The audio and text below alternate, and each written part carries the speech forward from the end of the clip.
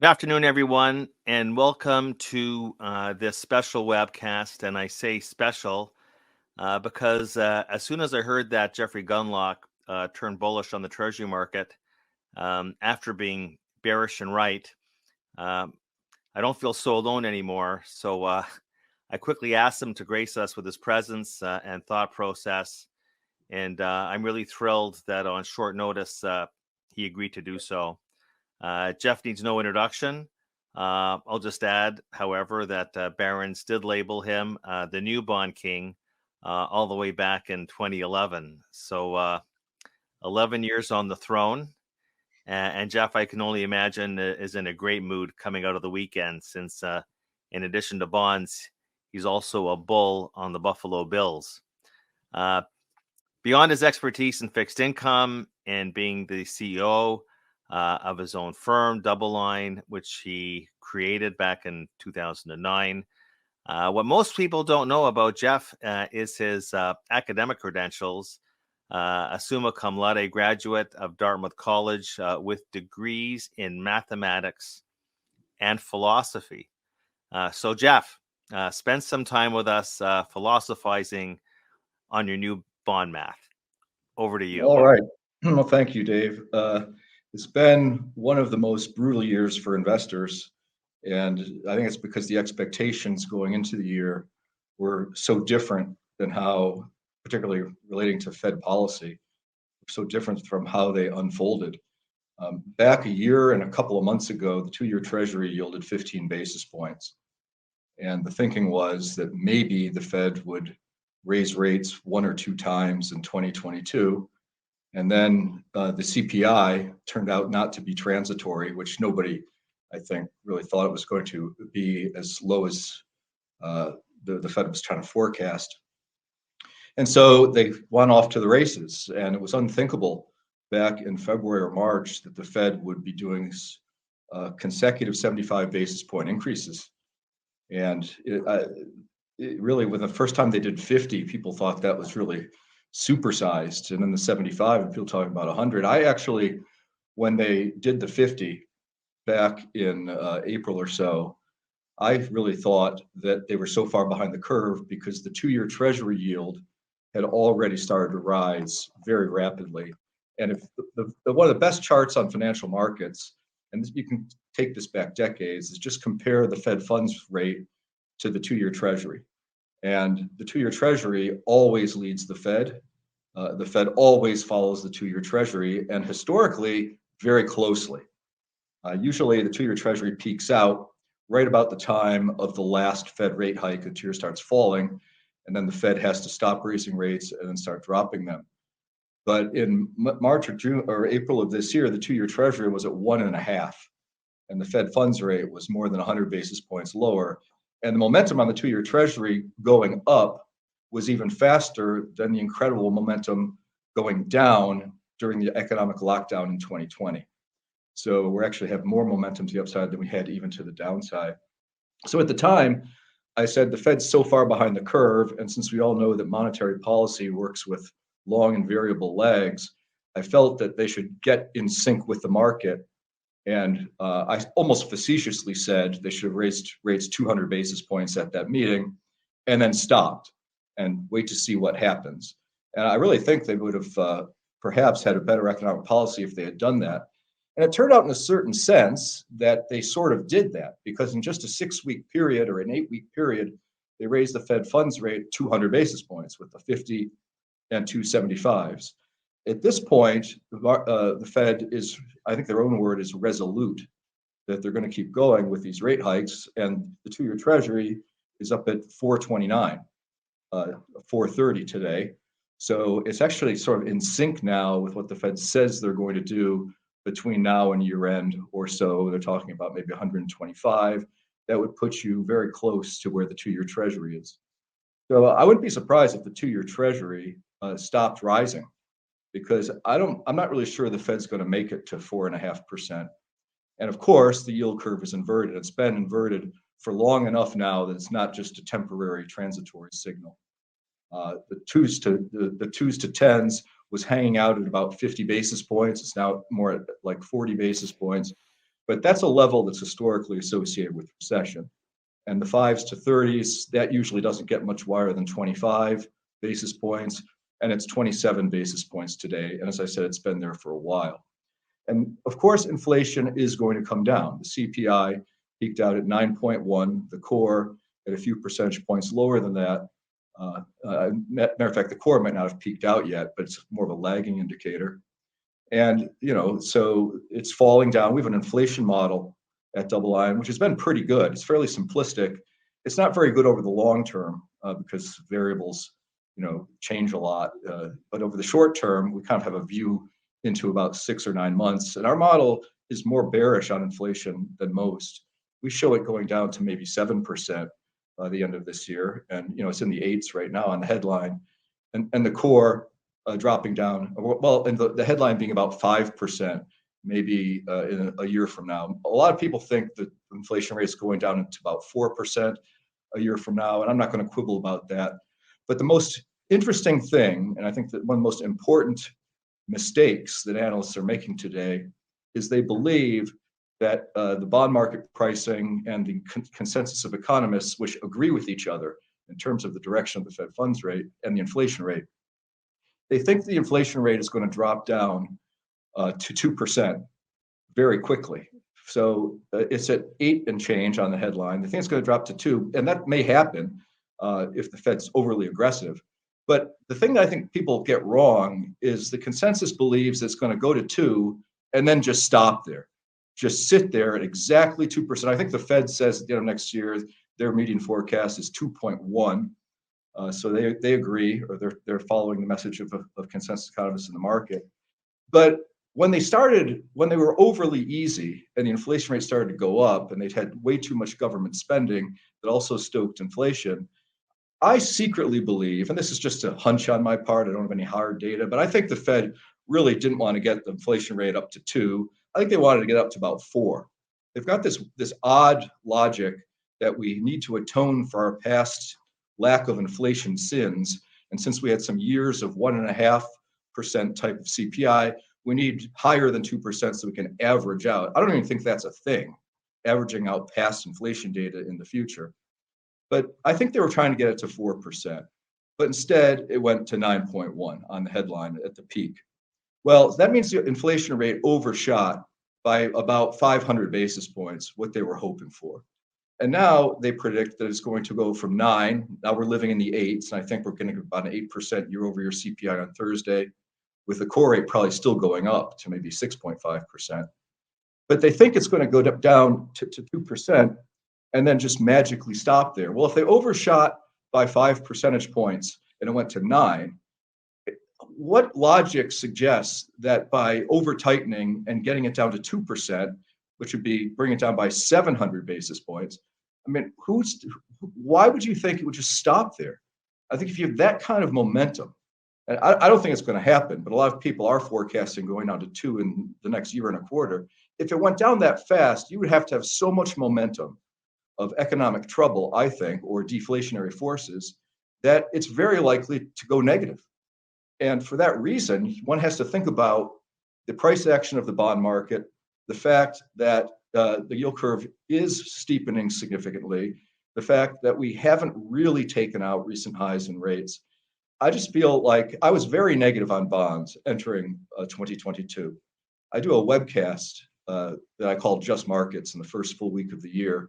And we make forward-looking forecasts. That's why it's Just Markets. I don't talk about any of my strategy. And I talked about how overvalued stocks were versus historical metrics, like price to earnings ratio, Dr. Schiller's CAPE ratio, price to book. There's about 30 metrics you could have looked at back the first week of January.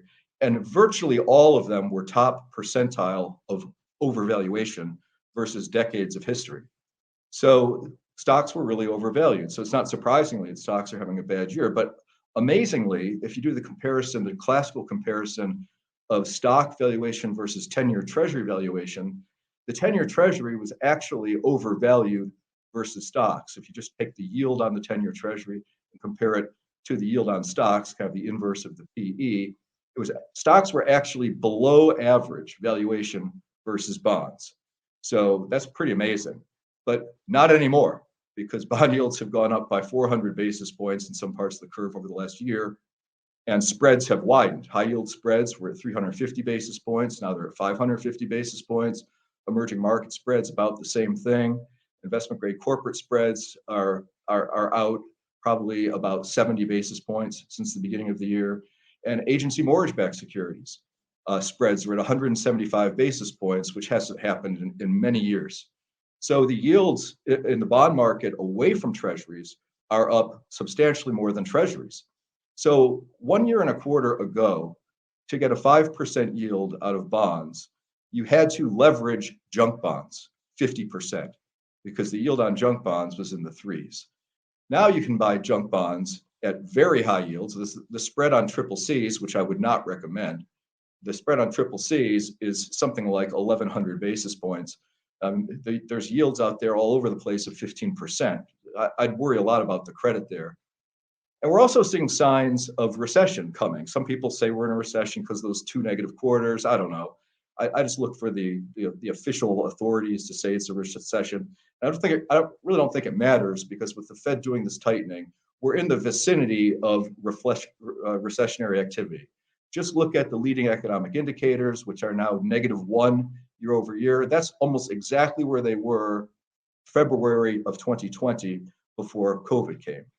Look at the unemployment rate. It's still low, but the 12-month moving average is down to 4.0. When the unemployment rate crosses over its 12-month moving average, and it's getting close, you're looking at a recessionary signal. Look at consumer sentiment, which improved a little bit recently. It is somewhat correlated to gasoline prices, which came down for a little while there, even though they're going back up. Consumer sentiment on the Michigan survey is absolutely terrible, because there's a significant view into car buying and home buying. And those two things have been really, really challenging, and they've been depressing consumers. But the Conference Board's measure is dropping as well. So with yields at this level and bonds cheap to stocks and inflation coming down, and I have a suspicion that it's going to go negative, you're really looking at an environment where bond yields are attractive, I think. And I like some of the risk market, some of the credit market. I don't like triple C corporates, but you can put together sort of a single B, double B type of portfolio if you're very careful with your risk management. And I think you can generate returns of 8 to 12% over the next couple of years fairly easily. And I think that's very unlikely you're going to get that in stocks. But to take that credit risk, I think it's prudent to take that only if you own long-term treasuries, because you need some kind of a hedge with this recessionary risk looming. So we entered 2022 with about our shortest duration in a long time. It might have been the shortest in the 12, 13 years of DoubleLine.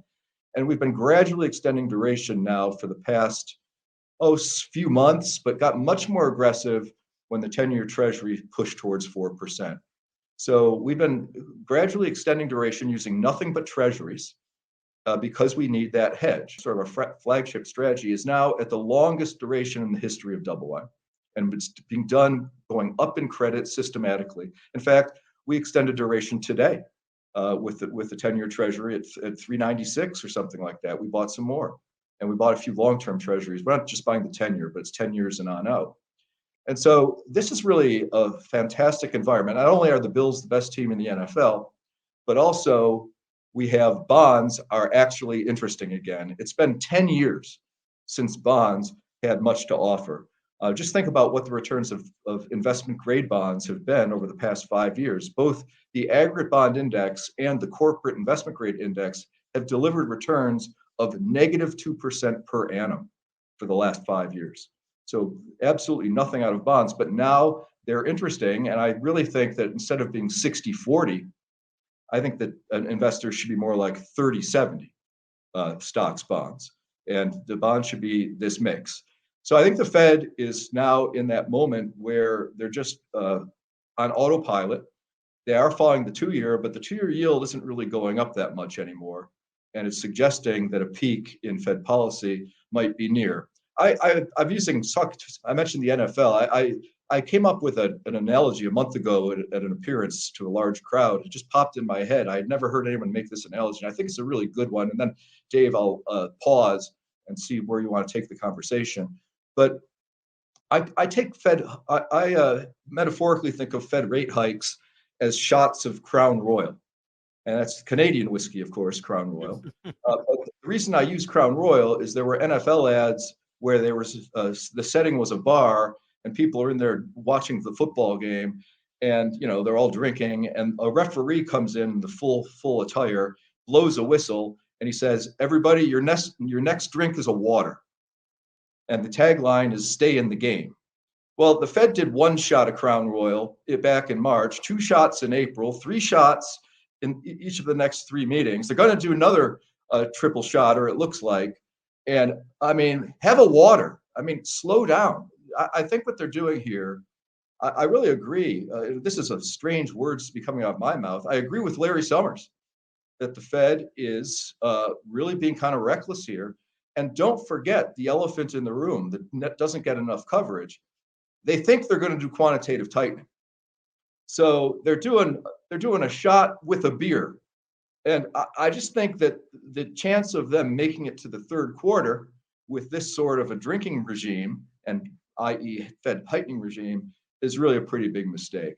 I'll point out one last thing. The trouble in the UK market, bond market, is really concerning. And that was perhaps like the last straw that really makes me almost turn bullish. I'm sort of on a basket, I'm bullish on bonds. I'm not really ready to go gung-ho bullish on treasuries. I can still go longer.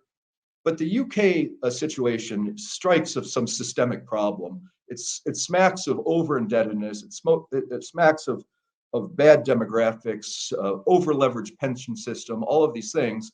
And I'll just notice that with the 30-year gilt going from about 50 basis points to about 500 basis points, the price of the gilt in the 30-year, I just checked it before we came on for this podcast, the price is 45. And you look at that and it just seems like a weird price for a bond, but no, they are issued at 100. And that's what happens when you have a 30-year bond that goes down that much. The flip side, though, is they can go up that much. So that's the way you hedge your portfolio and deal with this strange revaluation that's so very different now than where we were just 10 short months ago. Well, thanks very much for those opening remarks, Jeff. I want to posit something, get your reaction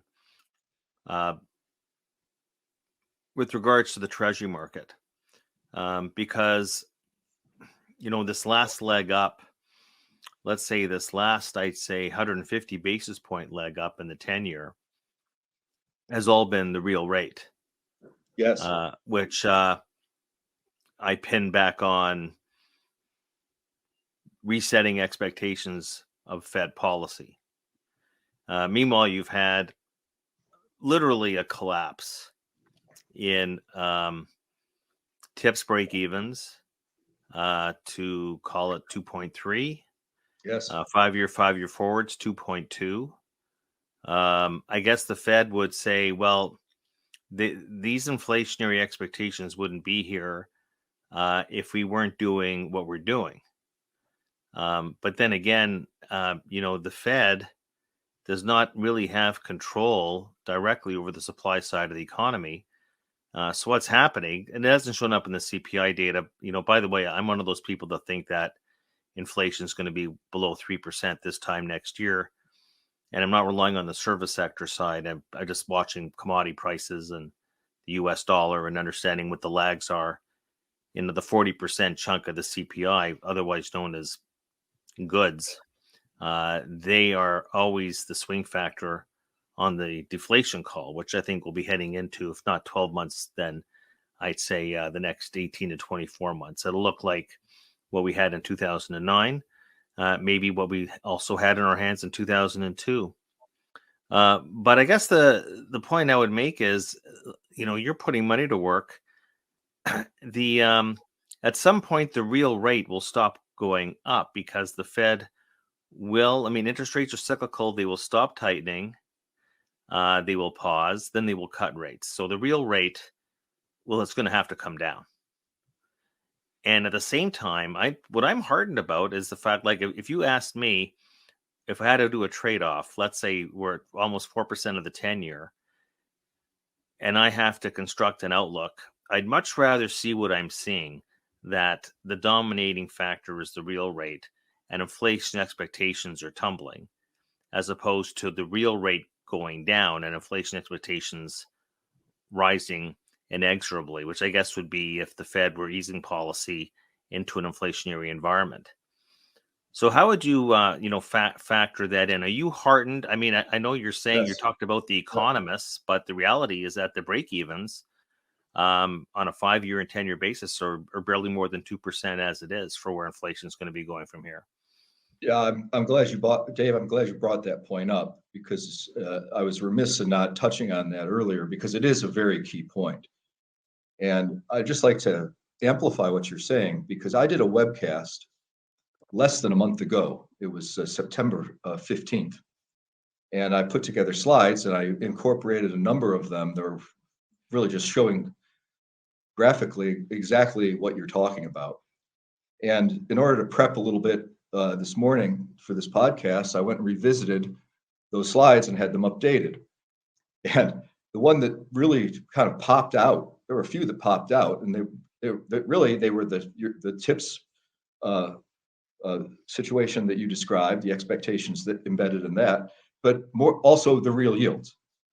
And when I did that podcast it's called a month ago, the real yield based on tips of the 5-year real yield was 94 basis points, and it's now 174. That's in a month. The 10-year was at 90 basis points, and we're at 158. And the 30-year was at 114 and 169. And this is part of what the real problem is for equities, of course, and risk assets, is real rates going up commands a lower PE from the equity market. And so the PE on the equity market, is down to 16, down from 17 just a month ago. And so that is heartening. And it really is suggestive of economic problems. And of course, many other things are suggestive of economic problems, most notably the affordability of the United States housing market, which has deteriorated at a pace which is perhaps unprecedented. It might be faster than how bad it got in 05 and 06, because the price of the median home over the past a little over 2 years is up by 40% still. And it's dropping a little bit now. It will almost assuredly drop as we move forward. And of course, the mortgage rates were in the high 2s, and now they're in the low 7s, which is a monumental repricing of the affordability. So when you take a look at the monthly payment on the median priced home in America, in 2020, before all of the economic volatility, it was at $1,000 per month. But thanks to the double whammy of the prices going up and the interest rates more than doubling, a lot more than doubling at this point, that median price is now over 100% higher. It's over $2,000. And sure, wages have gone up a little bit, but they sure as heck haven't doubled. And so housing affordability is now looking a lot like it was part of the global financial crisis. That was based upon, completely imprudent lending. This is just based upon interest rate increases and home price increases. But that's a big piece of people's psyche. It's a big piece of the economy. And there's almost no hope that that's going to do anything but contract. And then you have a strange pattern of consumer consumption, which got completely distorted by the government money giveaway. From 2016 into 2020, services, durables, non-durables, and services spending all increased at virtually exactly the same pace.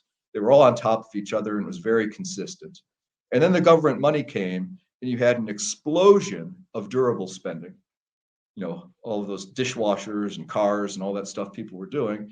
You had a meaningful increase. This is in a nominal basis. It's exploded. It's also increased a lot in real terms.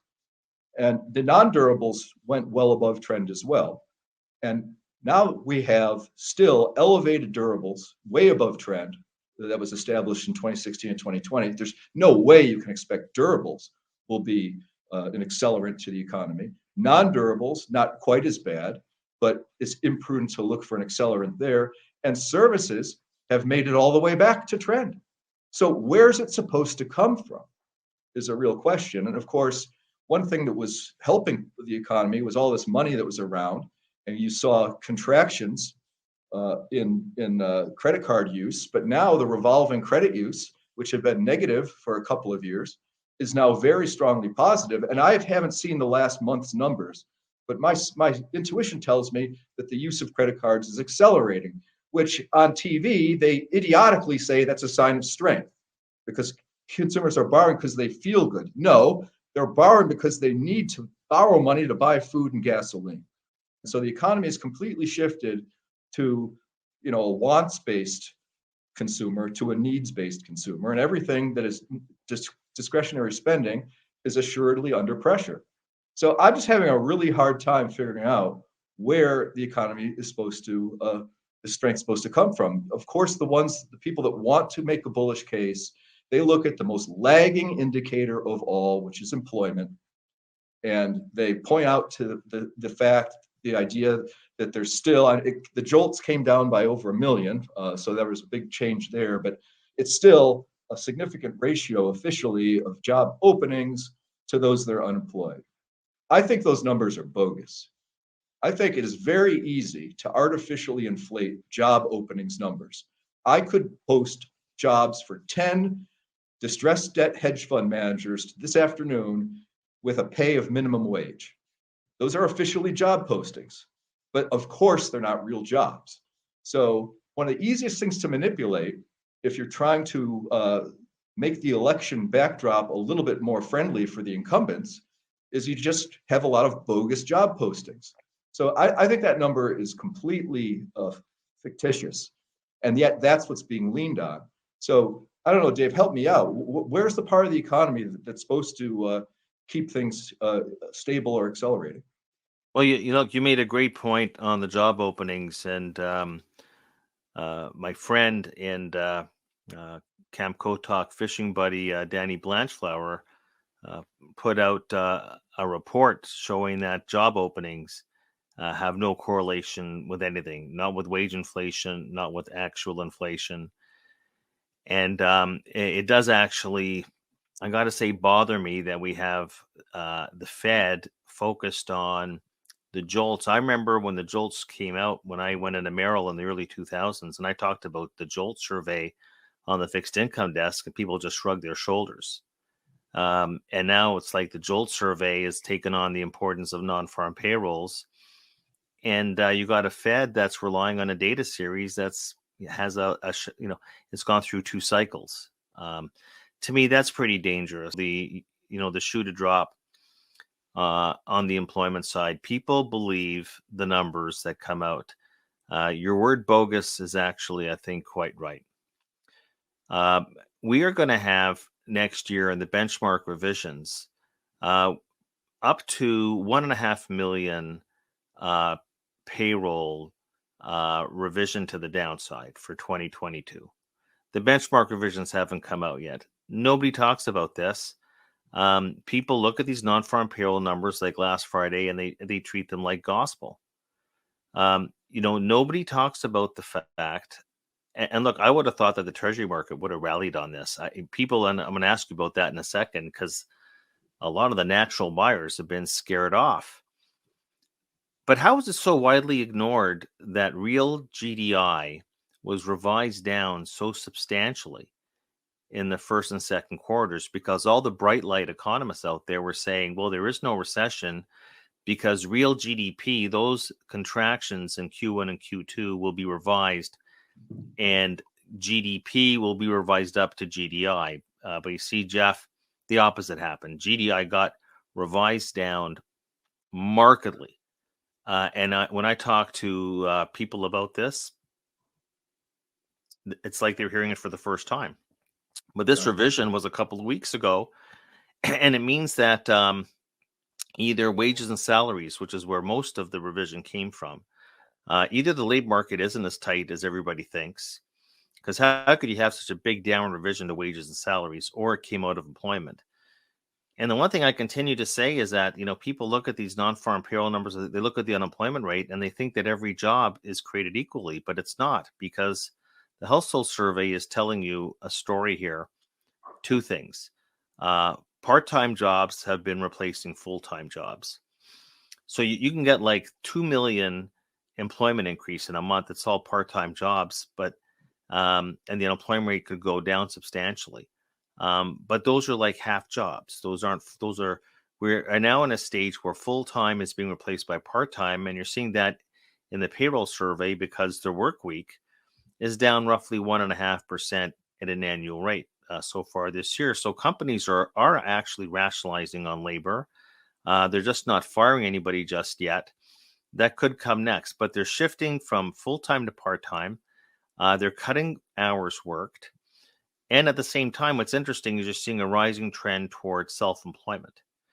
So people say, well, people aren't getting fired. Well, maybe they're actually are getting fired, but then they're becoming consultants in their basement. We got the August data for consumer credit. They're right. It's rising at a record rate, and that is actually being driven by revolving credit, and that's a classic consumer stress indicator.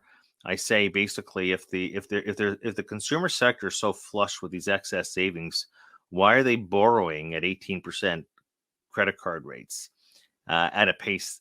And basically, we know what they're buying. They're buying food on credit card. It's actually a source of consumer stress. And we're also seeing this trend towards not just self-employment, but multiple job holders. So there's a lot of double counting in the employment data, right?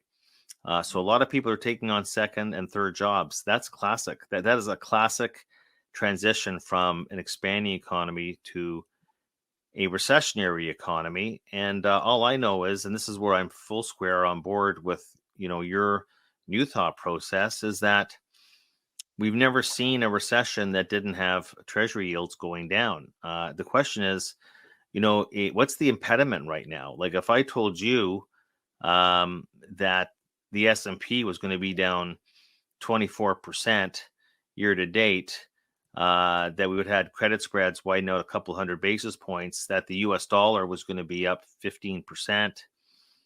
Would you have thought that Treasury yields were going to be, and back-to-back quarters of negative real GDP, would you think that 10-year Treasuries would be where they are right now? Something very weird is happening because I guess it's like people talk about the 60-40 split has been horrible. I saw somebody today saying that this was the worst year for the 60-40 asset mix since 1937. Mm-hmm. And right. Yeah, so, but the thing is that, the last thing you ever want to do is extrapolate today's environment into the future. Well, if interest rates are cyclical, if interest rates are cyclical, if we're close, so you mentioned a couple of things. We're close to the end of the Fed tightening cycle. Inflation is going to come down. Admittedly, the debate is by how much, but it is going to come down. And I don't think Jamie Dimon is wrong on the recession call. Why is it that, you're seeing outflows of government bond funds in the mutual fund industry all year long? You're seeing the banks are no longer buying bonds. You're seeing, even Japan. You can always rely on Japanese investors to come in. They've been shying away from the Treasury market. So I guess the question comes to, is the selling just providing such an overwhelming impact, the fund flows? I'm talking about like the pressures from QT. I guess when they talk about Bank of Japan currency intervention, they're probably selling treasuries, right? How is that playing into, you think, these fund flows into the treasury market right now? And do you think that these will ultimately subside? Yes, I think the whole thing begins with the setup. You had a setup entering this year where, as I said earlier, you were late last year, you couldn't get 5% without leveraging junk bonds. And there was such a yield starvation that people were throwing risk concerns out the door and instead doing whatever they could to get something out of the yield department. And that was why stocks became overvalued as well. But one of the things that is kind of interesting about bonds is most people think that you're very unsophisticated and a simpleton if you really think yield means anything about future return. But it means a lot about future return. We've done a study where we just take a look at the starting point yield going back all the way as far back as the data series goes. So we have many, many data points. What's the starting yield of, say, the Barclays Aggregate Index, the Bloomberg Index, and what was the subsequent 3-year return? Actually, it's a subsequent 3-year return and 6-year return. And it turns out that the 6-year return is almost exactly the yield. So it's actually a very good indicator of what the future return will be, even though these PhDs will tell you that it has no value. You entered this year with the Treasury market yielding 50 basis points. So the prospect for a good return really wasn't there. But also people don't understand bonds. And they've seen that bonds have been steady performers for a long time. There's never been a year like this for bonds going back as far as the data series will go. This is by about 10 percentage points the worst year for an investment grade bond portfolio. So when people start seeing negative signs on bonds, it's something that's new. They're not familiar with it and they don't really know what's going on. And so when you run down what the returns have been year to date on various parts of the bond market, I have it right here. The long bond is down 31% total return. The emerging market bonds are down 25% in total return. Investment grade corporates are down 22% in total return. High yield, surprisingly, is only down 16 because with stocks being down in a bear market, you would think high yield would be suffering more, but it's a shorter maturity. So the interest rate risk aspect helped overcome the credit risk aspect. The only thing that's done okay is bank loans, which are down 4%.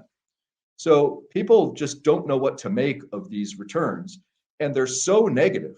In fact, they're in the context of the stock market, that with the stock market overvaluing the way it is, I think people are making exactly the wrong move. They're on a buyer strike from bonds. I mean, we're starting to get some new institutional accounts showing up, but we hadn't seen an interest in an institutional bond account for the entire first 9 months, or 8 months anyway, of 2022. And it's just nonstop outflows, and there's nobody to buy. As you point out, QT doesn't help, even though there hasn't been that much of it. It could get much worse. Banks aren't allowed through regulatory controls that have been greatly restricted from 20 years ago to act as the shock absorber. So where's the buyer? It's one of these things where it's so cheap relative to stocks and so much wildly more attractive than the bond market was, particularly this mix that I'm talking about, but just the Treasury market itself. That the reason it's so attractive is because nobody will buy it. So we did see a very strong short position build up in the Treasury bond market, but we did have a yield of a decrease that was pretty fast just a few weeks ago. That went from about a little over 4% on the 10-year for a brief moment down to 361 on the 10-year. I mean, that's a pretty good rally, a 40 basis point rally. That was the UK, the UK yes. situation. Yeah, the UK situation definitely ties into what's going on in our bond market. So I just think that it's one of these strange moments where the market's so cheap because nobody's willing to pull the trigger and buy it. And I actually think it's sort of irrationally cheap. Something you said, Dave, really reminded me of something. You talked about back in your early trading days. You know, remember back probably in your early trading days and mine that one of the most important variables that people looked at, in fact, it's like everybody just stopped what they were doing and waited for the Thursday announcement to be made on the money supply. I mean, you would see massive market moves based upon money supply. And at this point, nobody even talks about it. And I know you are a strong observer of money supply dynamics and what's happening. I don't follow as closely as you do, but I do know the money supply. Has it grown at all? Let's just talk about M2 over the past 6 months. And M1 is contracting. Yeah. So there's that. And then you mentioned this focus on so-called savings that people have. One has to be careful talking about aggregated savings data or on average savings data, because I'll bet you any amount of money that the people in the lower two quintiles of the economic spectrum don't have any savings anymore. And these are the ones that are now desperately forced to borrow money to buy food, which of course is just a tractor pull. Every month it gets that much harder until the tractor stops. You know, so that's looking fairly problematic. So I'm not sure. Again, I can't really find any part of the economy that looks like you'd expect it to go up. I mean, I don't think people are going to be taking more Uber rides. I think people did all their revenge vacation in the summer of 2022, and they borrowed money to do it. So no wonder we have surveys that show 65% of all adults say the United States is heading the wrong direction, and only 11% or 21% say it's in the right direction, and over 51% of Democrats say the country's headed in the wrong direction. And so psychology has a lot to do with economics. It's hard to do it on a econometric basis, but it just does factor in. And we're starting to see virtually all of the signs that one would be anticipating a recession. I am struck by the fact that the debate, are we in a recession or not, those two small negative quarters, I think people realize that debate just doesn't really matter. Almost everybody can say now in public, in polite conversation on CNBC, we all know a recession is coming. It's not like 5 years away. A recession's coming.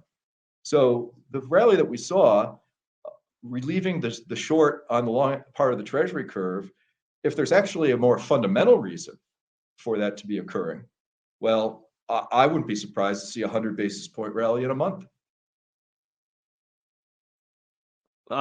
Question came in about liquidity concerns, and maybe part of this is from what Lael Brainerd had to say about pockets of concern regarding liquidity.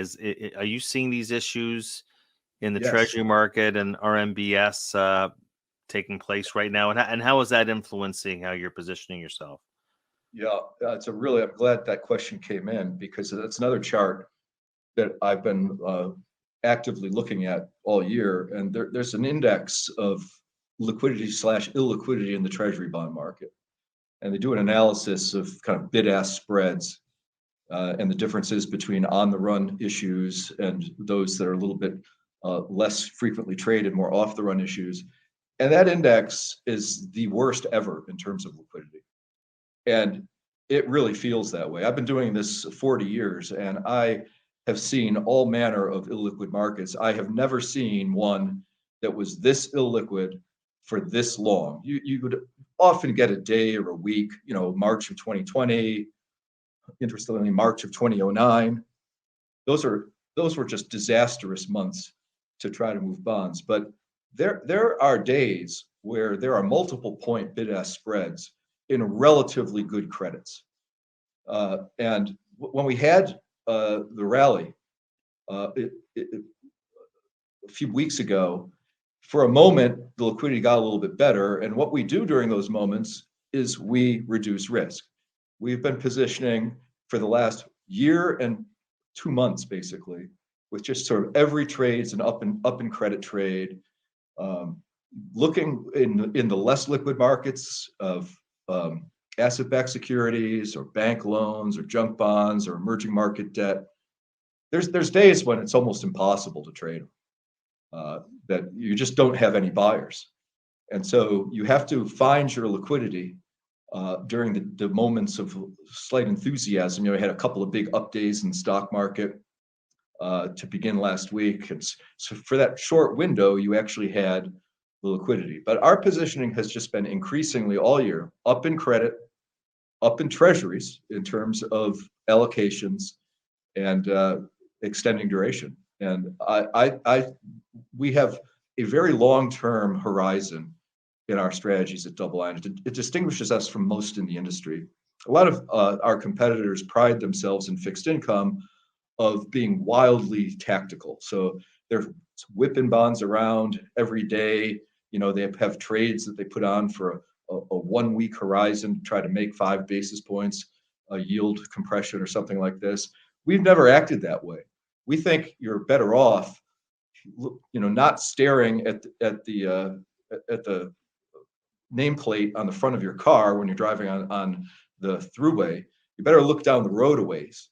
And we found that that's a better way of developing more consistent performance, but also more importantly, risk-adjusted performance. And so we're just not stopping. We have very high conviction at this point that we're going to see negative inflation prints, maybe not deeply negative, but I'm almost certain we'll see some year-over-year negative inflation if the Fed really is going to go down this path. My point of view is inflation may go to 2% next year. I don't think it will, but I'm totally open to that idea. But if you're going to be open to that idea, you need to attach the other thought that it's not going to stop at 2. If you have that kind of momentum, it is going to go negative.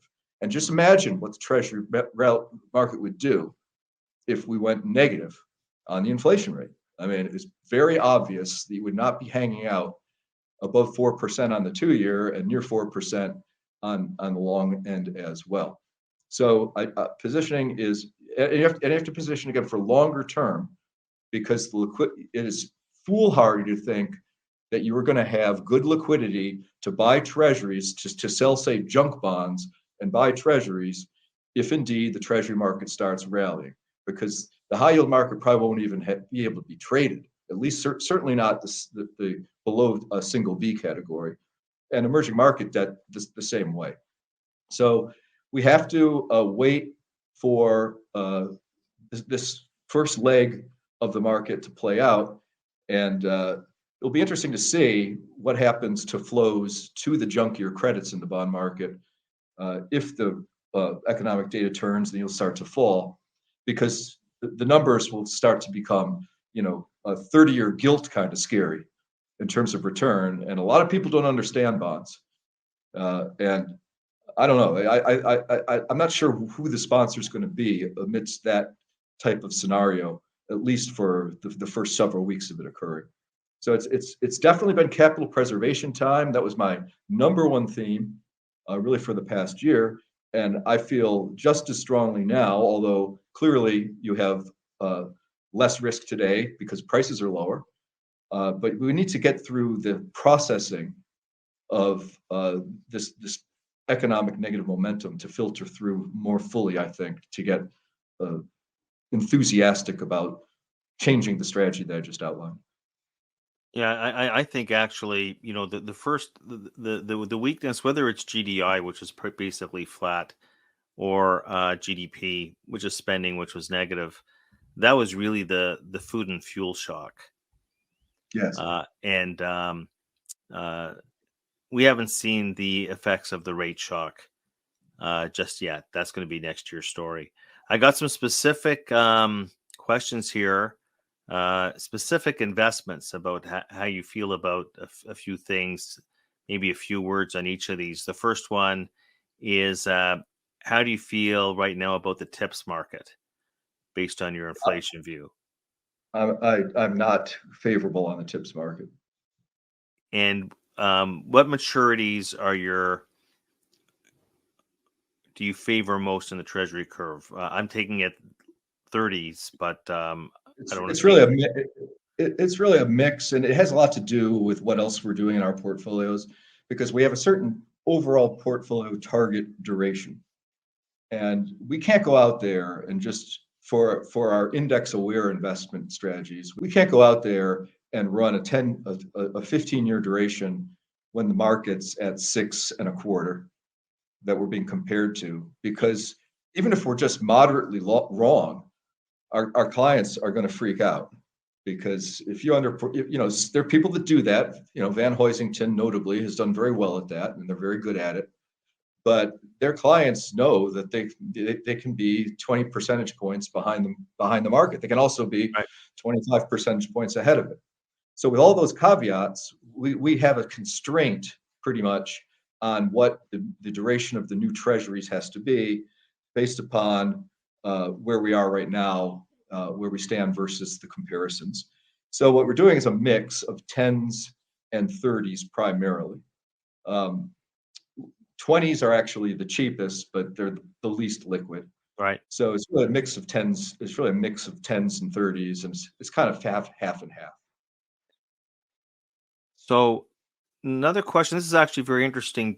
I found your barbell of what did you say? You said single B, double B on one end, Yeah, and then hedge that with treasuries, long treasuries.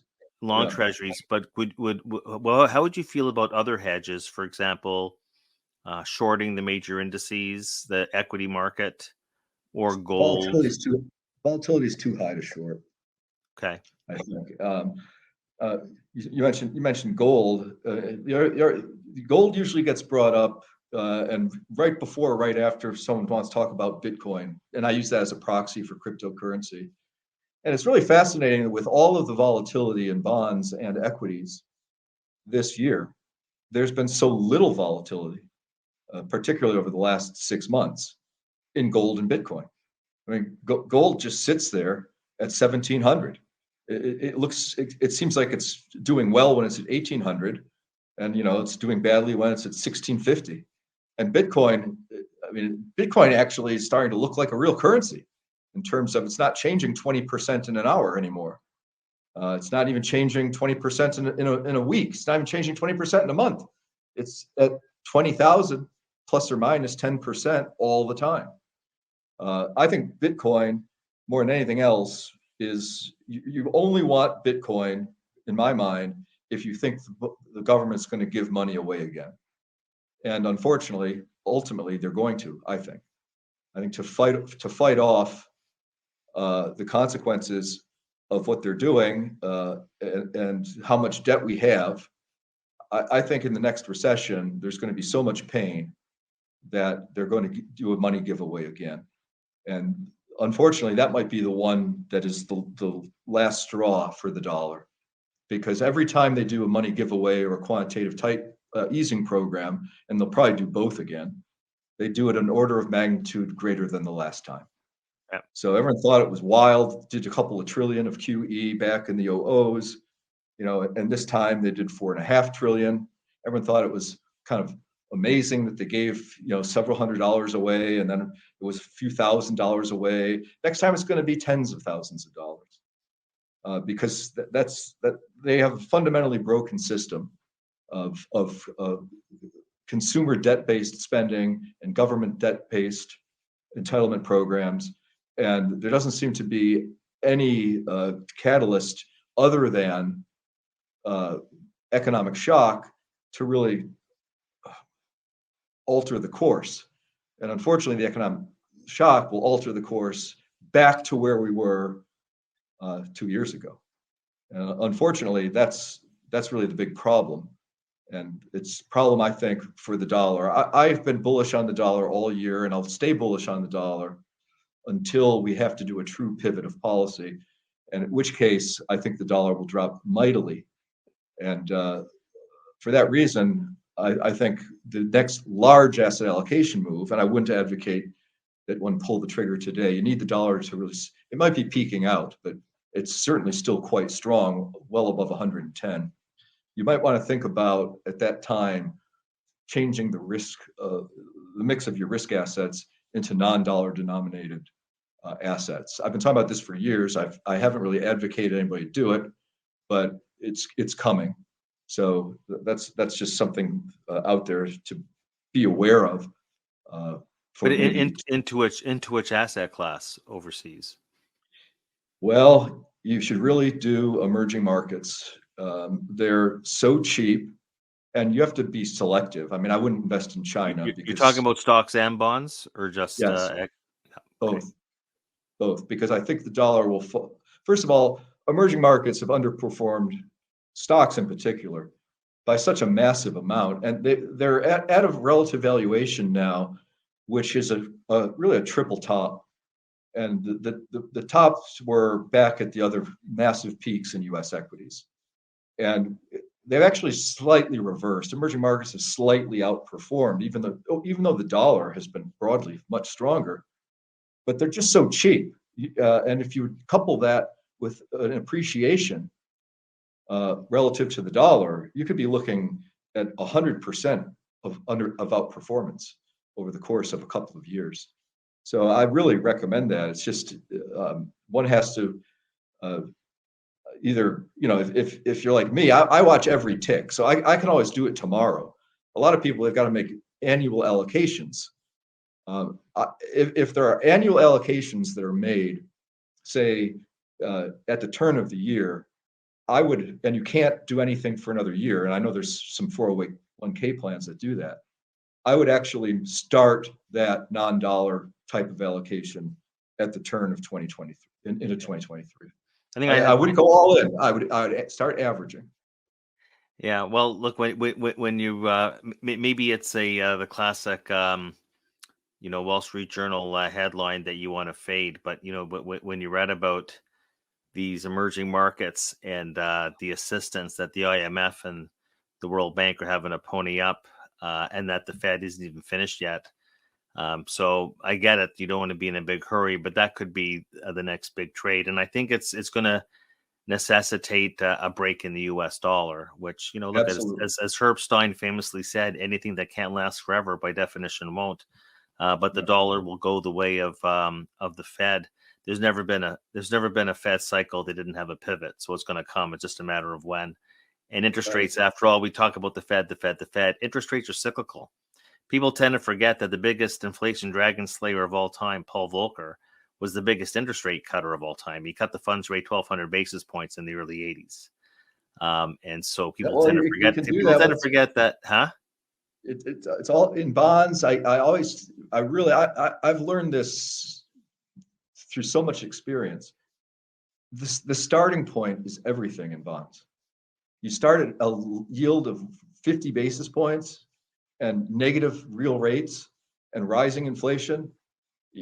That starting point is a disaster. So we've had a disastrous year across the worst year in anybody that's alive today, maybe any year in the history of the bond market, but it's no longer the case. Our starting point is very different right now. It's 4%. Last time we had a starting point of 4% of the 10-year was in early April of 2010, when Ben Bernanke was talking about the green shoots and everybody was getting excited about the reacceleration of economic growth. You're over 4% for one day. And in the next year, the Treasury market returned almost 10%.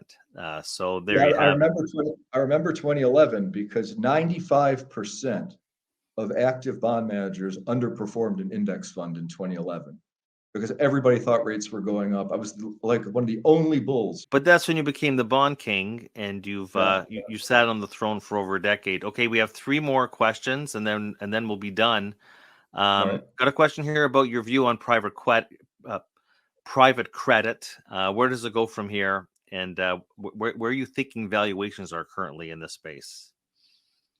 I'm not exactly sure what's meant by private credit. There's a lot of different pockets to private credit, and a lot of them are distressed if they have to do with parts of the economy that are still questionable. So, for example, there's private credit in aircraft leases. That is really cheap and really risky. There's private credit. There's private credit for buying blind pools, which strikes me as being about the most imprudent thing you can do. I don't even know what you're buying since it's a blind pool. Yeah, well, plus, and they're leveraged too, right? I mean, these typically. Yeah. typically. And I just feel like I would not be. Let me put this broadly for private credit.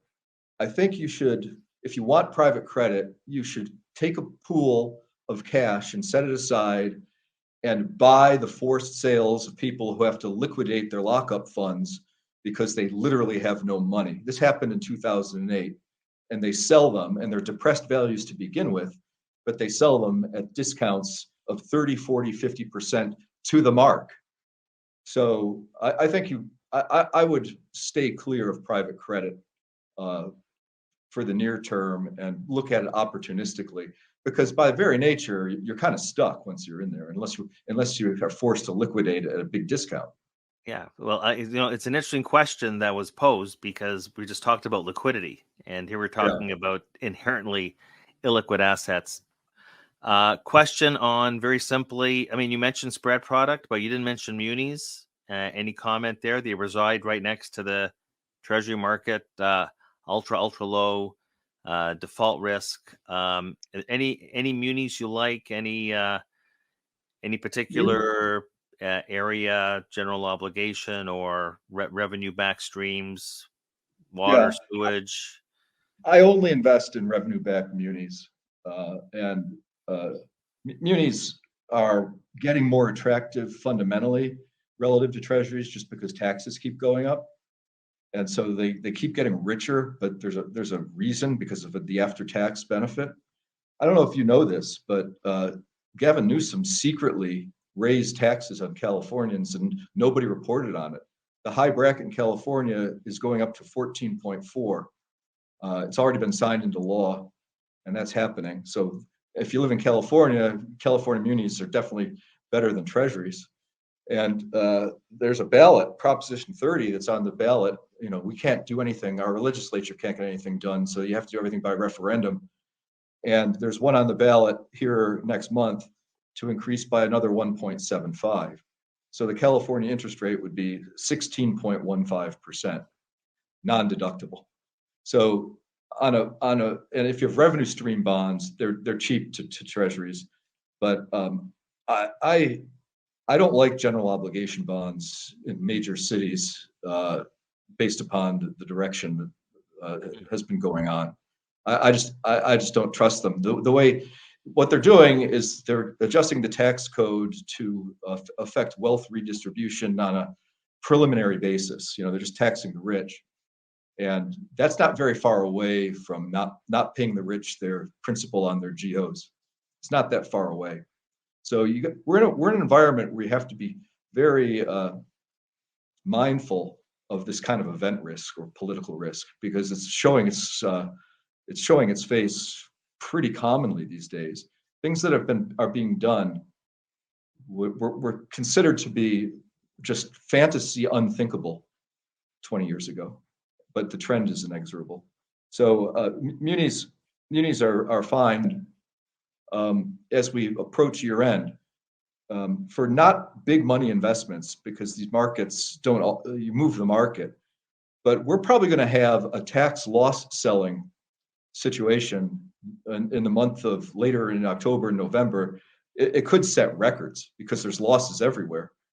And so we could see closed-end bond funds, which are trading at discounts already. They could go to pretty large discounts. And in that way, you're getting there's risk involved, but you're getting sometimes high single-digit types of income streams today off of those closed-end funds. And you can buy them at 10% lower than what the bonds actually trade at. And that could go to 25% lower. I've seen it before. So that's just sort of a short-term timing thing regarding what might be a good buy and hold bond opportunity, because ultimately those discounts will disappear, and it's very likely that you'll see better than equity returns from those investments. Interesting. Okay, we have one last question here, which is, I wonder if this came from Kathy Woods. It's you have a bullish bias towards treasuries. I didn't ask you, nor will I, unless you want to divulge what your actual where the 10-year note will be this time next year. Let's just say that we're both in agreement that the yield's going to be lower. But this is but with that if you were building a equity portfolio, would you increase your tilt therefore towards growth and tech stocks if you have that bullish view on long duration bonds? Not yet. I think you need the bonds to be lower in yield by a fair amount. I just think that the growth value thing, a lot of these things are just really stretched in terms of overvaluation, just like emerging markets versus the S&P. The leaders, I saw a segment today, which has been one of the most resilient stocks. Looks like that's breaking down. I must say one thing about the Treasury thing, though, Dave. We have something that we really like for thinking about where the 10-year maybe should go, and it's called the copper-gold ratio. You take the price of copper and you divide it by the price of gold, and it's been an uncanny indicator for even relatively short to intermediate term moves in the 10-year Treasury. 1 year and 1 quarter ago, the copper-gold ratio said the 10-year Treasury was 200 basis points too low. Today, the copper-gold ratio says the 10-year Treasury yield is 200 basis points too high. And when those divergences happen, where that big gap develops between the yield on the 10-year and where the copper-gold ratio says it should be, it converges every time. And it generally doesn't take very long. So it can converge with the price of copper going up, which I don't think is going to happen. Or it can converge with the price of gold going down, which is, I suppose, possible. But it can also more easily, in my way of thinking, converge more with the 10-year Treasury rate falling. So I guess the answer to the question is, call it roughly 2% for the 10-year note. And I didn't even have to come out and directly ask you. But look, you're really the first, as far as I could see, the first real significant manager of fixed income that's turned bullish on treasuries. And what my view has been. And for, say, the individual investors on the call that might want to get in touch with you, what's the best way to do that? There's a thing. It's a website, info@doubleline.com. Simple yet elegant. Well, look, Jeff, thanks again for coming on the call. We're a little bit over, but well worth it. Really appreciate your time and your thoughts. And good luck with the Kansas City Chiefs this coming Sunday. We're favored on the road at the Chiefs, which is saying something. But the Bills have a lot of injuries, and yet, in spite of the fact that they had almost no starters in the secondary, they continued their streak. It's hard to believe. Diehard Bills fans know this, but there's been 5 games this year. So in the second half, there's been 5 second halves. So it's like playing 2.5 full football games. The Bills defense has given up 7 points total. 7. That has got to be an NFL record, except maybe, I don't know, the 1948 Chicago Bears or something, maybe something like that. But I just have two words in closing: go Bills. Well, I think that I think that's a 4:00 start, if I'm not mistaken. It is. It's the Sunday late game. Yeah. So and Rosenberg Research, we also have a 4:00 start, but this is for our next webcast, which comes tomorrow. So a twin bill here. We're going to have housing guru Ivy Zellman here as my guest. Timing, I mean, Jeff, timing couldn't be better, right? Rates today and the most rate sensitive sector of the economy tomorrow. So hopefully see everybody there. That concludes today's webcast. Jeff, thanks again for taking the time. Look forward to seeing you in LA in January. And take care, everyone. This concludes the call. It's been a pleasure. Thanks, Dave.